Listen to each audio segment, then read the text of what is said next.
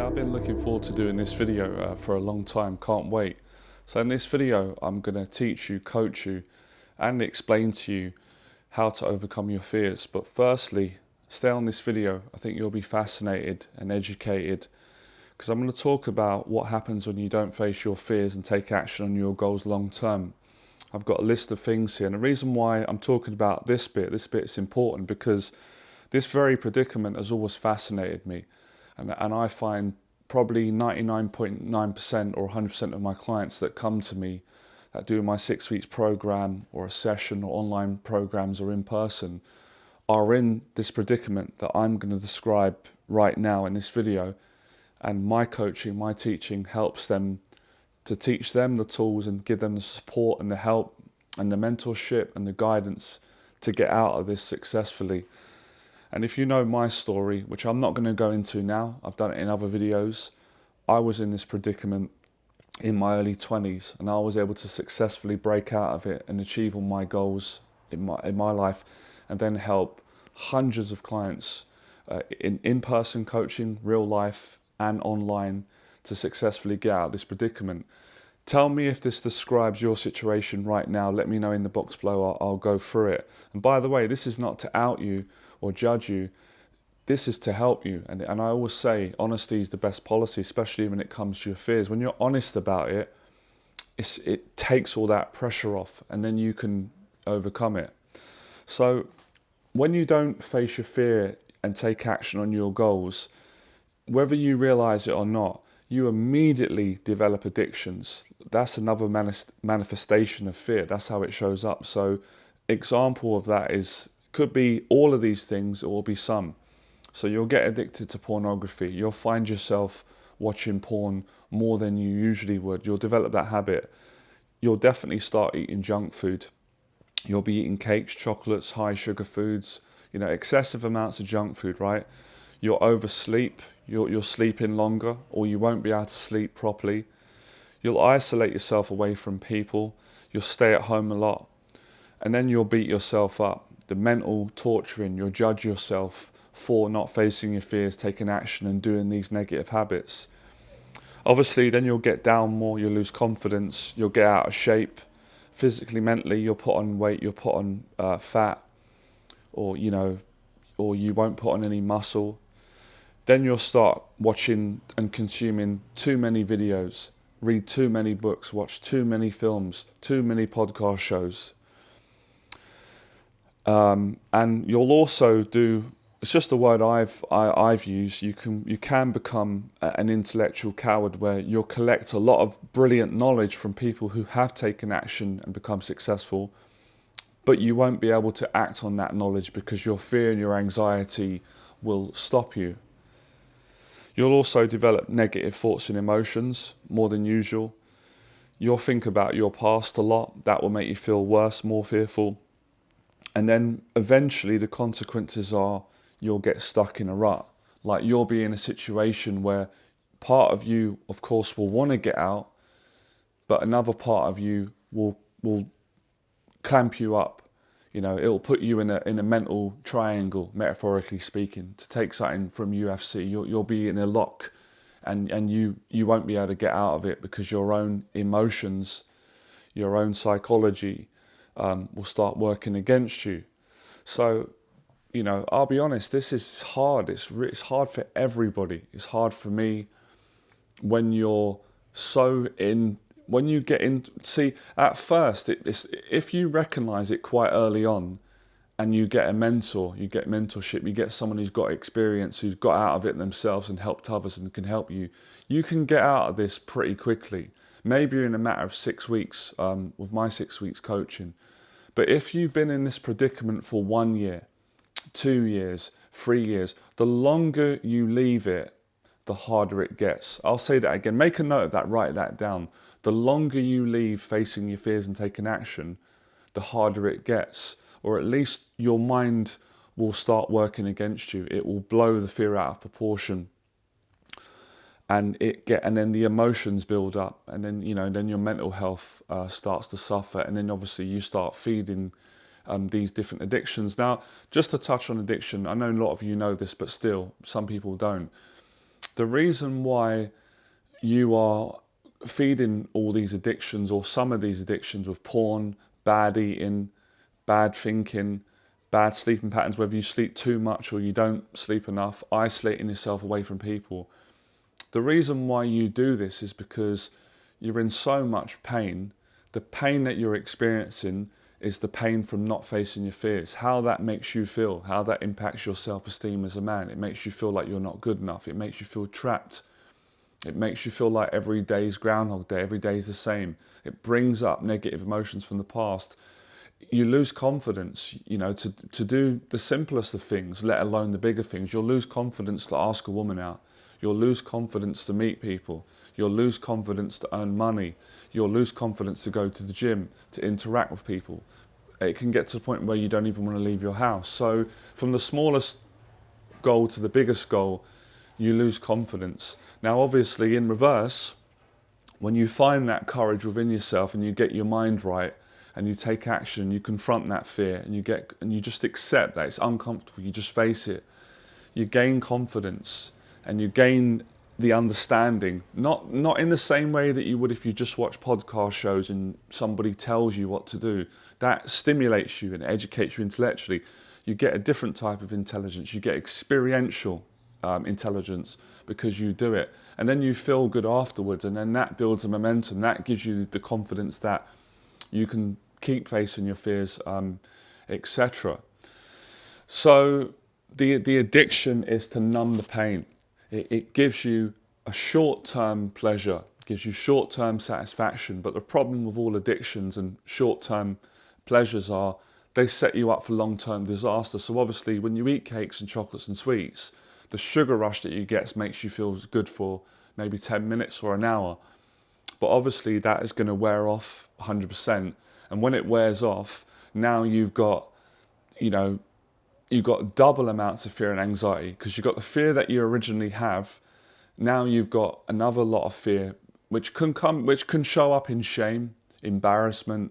You feel disgusted with yourself. You feel frustrated. You don't feel good enough. You judge yourself. So all these are all consequences of not facing fear, the self-judgment, and you overly care about what other people think of you, and everything just becomes negative. You just lose confidence, and you're full of self-doubt.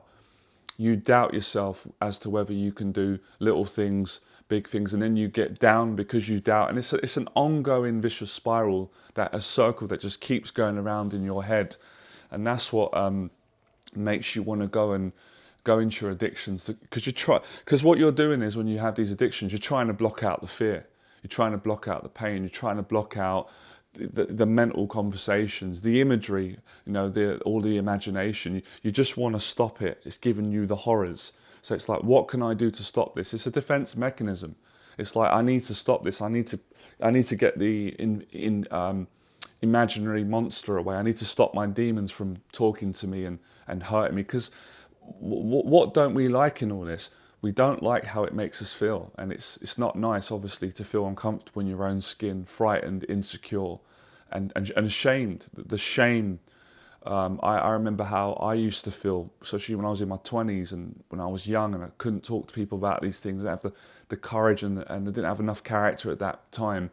And the shame, it used to burden me with shame and make me feel like I'm the only one who's going through this. There's something wrong with me. And then later on you realise there's nothing wrong with you.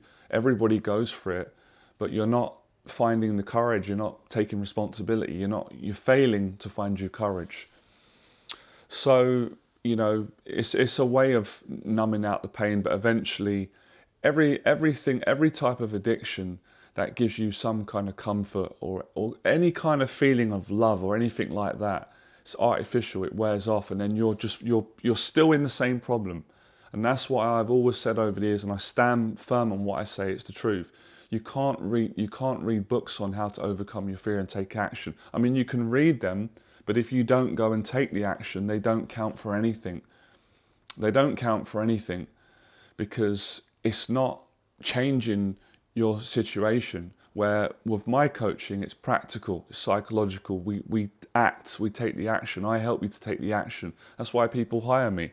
That's why they spend money, because they're not able to do it on their own. So if you can't do it on your own, fine, but get the help, get a mentor, get my mentorship, or get mentorship with a mentor that you trust, that you can feel comfortable with, and that they can help you, or do it on your own. Find the strength, listen to my videos, take the information in.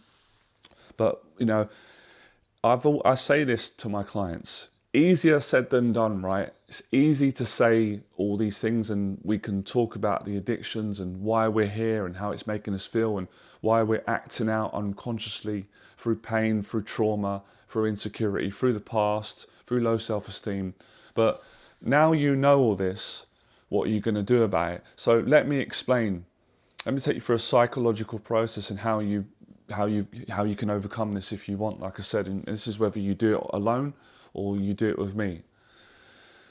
Now, I think it comes down to hunger, and it's about, if you really want to get out of this, if you can't take it anymore, and you just can't do this no more, you get to that point, and that's a positive thing. See, there are negatives in positive, there are positives in negative statements. Some of you might hear this negative, but one of the best affirmations that I've ever heard clients say, and I had it myself, is when they say, I can't take it no more. I just can't take it no more.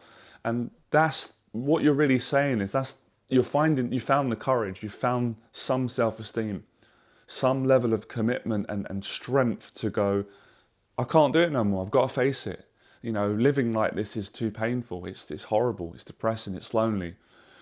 So you've got to make that mental commitment. I honestly believe before anybody faces their difficult fears in their life and their responsibilities, they've made a mental commitment, because the body follows the mind, and vice versa. You can't do something on a practical level if you haven't somewhat done it up here. And this is the process. I'm taking you into my mindset. And people always ask me, how did you do it, Johnny? How did you get out of that predicament years ago? How did you build a successful business? How did you get a girlfriend? How did you do public speaking? How did you coach people? How did you work through social anxiety? How did you overcome? I made that mental commitment. I made it with my heart. I made it with my mind, my body, my soul, my spirit, all of it. I committed. I fully committed it. And as soon as you do that, guess what happens? Something inside feels good, because you know you're going to face it. The self-esteem starts building. So a lot of people at the moment, a lot of you would be doing this, they don't make the mental commitment. They might make it 10%. It's not enough. You've got to do it 100%. So it's okay to be honest with where you're at and say, you know what? I'm so afraid right now, I'm not able to face it. I got huge respect for you, but a lot of guys said they can fall into pride, arrogance, and make excuses and say, I am doing it, I will do it, all the excuses, or blame somebody. Strength comes from truthfulness and honesty. So it's okay. I've had it many times in my life where I was just like, I can't do it. I physically ain't got the tools right now. That doesn't mean you're giving up. It just means you can't do it right now, and you will do it eventually. But if you've had enough of that, at that predicament, once you commit, you're halfway to doing it. The next thing is what I call is the mental preparation before you take that leap of faith and face that fear. And what I usually do is, and it's human nature, it's a pattern, and it's a good thing. The day before, or 2 days before, I go over it. I envision myself doing it. I think of the worst case scenario, and I tell myself I can handle it, and I'll prepare for it. And I also think of the best, the best scenario that could come from me stepping in and facing my fears. And then I think about how good I'm going to feel later on, and that always motivates me. Try that. See if that works for you. It's worked for a lot of my clients. It works for me. I used that on my phobia of the dentist. Didn't want to go, afraid of it. Never liked dentists. Don't like things, metal being put in my mouth, drills, injections. But I went, how am I going to feel tonight? When I've looked after my teeth and I've got out of the way, I'm going to feel great. I'll enjoy the boxing bet. I'll enjoy my meal. I'll enjoy my social interactions. I've got to go. I'm going. And I did it. So, the mindset. I help, as you can probably tell by the style of my coaching, I help my clients to develop the mindset. Because if the mind ain't right, you ain't doing it. Don't matter what book you read, what video you watch, who tells you the best wisdom in the world. If you don't get your mind right, the body's not going to follow. The body goes into fight or flight, defense mechanisms, addictions, escaping, hiding, rationalization, comfort zone, sleeping in, blocking it out, blaming. You're not going to do it. So some of you might be asking, Johnny, how do we make the mental commitment when we're scared and we can't physically do it? I'm going to tell you now. You've got to train. You've got to train your mind. You've got to build up to get to that point. And I've been demonstrating and showing you for many months now.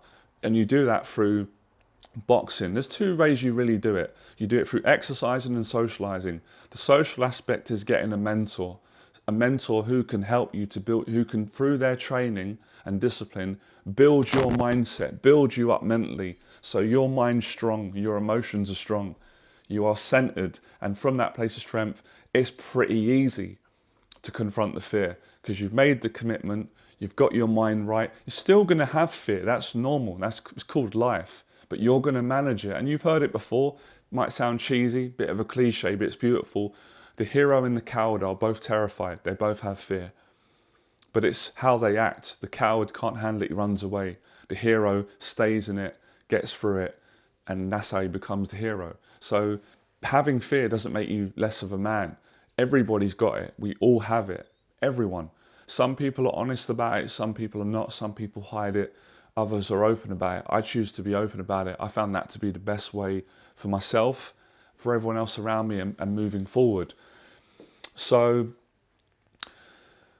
that's the approach that I teach. Obviously, I have some different approaches as well. I'm flexible because of all the years of experience. One that's coming to me now, which I'm excited to share with you. Sorry, I just went off a tangent. I've got to come back.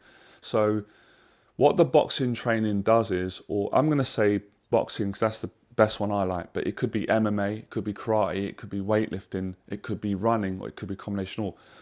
When you train, you might not realize this, but you're strengthening your mind.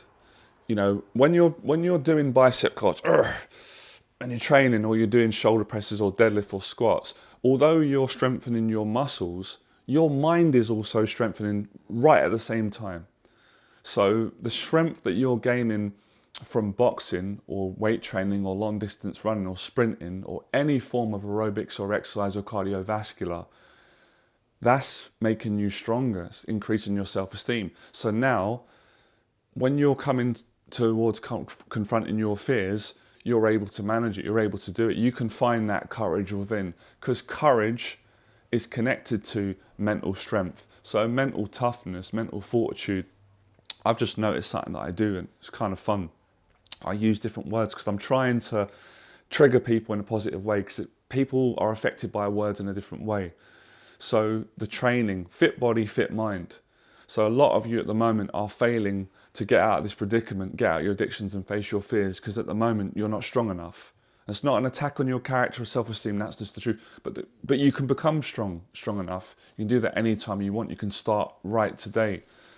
So that's a way in which you can do it. Like I said, you don't have to do boxing and fitness in order to overcome your fears, but it would make it a lot easier. Obviously, you can go down the route of talking to someone. And, you know, I'm going to break the rules here. Although these things are a fact in my experience and they work, of course, you can think outside the box. I love that. I tell clients there's grey area. So sometimes you don't need to speak to anybody or go gym. You just make that decision. You just however you find that courage within, and then you go and take action. Now, a bit where a lot of my clients get stuck, where I talk them through it and help them to overcome it, they start thinking about, okay, I believe I can find the courage, but what if I face my fear and I make a fool of myself and I fail? What if I don't get the outcome I want? What if I ask somebody out and they say no? What if I start a business and it fails? What if I start a YouTube channel? What if I go and meet a group of people and they don't like me, or I get awkward? All these kind of, any form of rejection. I've got an answer to that question, right? You will feel better in the long run if you face your fear now and you fail. I'll say that again. You'll feel better in the long run if you face your fear and you fail. That will give you more than you not taking action not doing anything, procrastinating because you're afraid, if I do that, if I face fear, I'm going to be hurt. No, you're going to be hurt more. It's a slow death. I don't mean literally death, but inside you're dying spiritually. It's killing you. It really can affect you because you're not taking the action. So you gain you gain confidence and self-esteem. Sorry, I had a coffee and it's tripping me out a bit. It's making my get overexcited, and I drink more. So you gain something, man. It's so precious. I didn't know this. A lot of you don't know until I started doing it. Now let me make a point of saying, rejection is not permanent. It's temporary. So what if you get rejected? Who cares? I know you care, and it don't feel nice. You go again. Failure equals success. You'll have another go at it. You'll be more experienced this time. You keep working on the mindset. You keep doing the mentorship. You keep training. You keep staying away from your addictions. Eventually, you'll break through. So for me, when people ask me, what do you define success? What is a successful man? How does it look like? For me, before we get into money, fame, followers, houses, cars, a beautiful partner, or all that. For me, fundamentally, success is a man's ability to control himself and face his fear. Regardless of the outcome, for me, that's massive success, because in the act of doing that, you've succeeded. You've succeeded at getting over facing your fear, which is a difficult thing to do by definition on a practical level as well.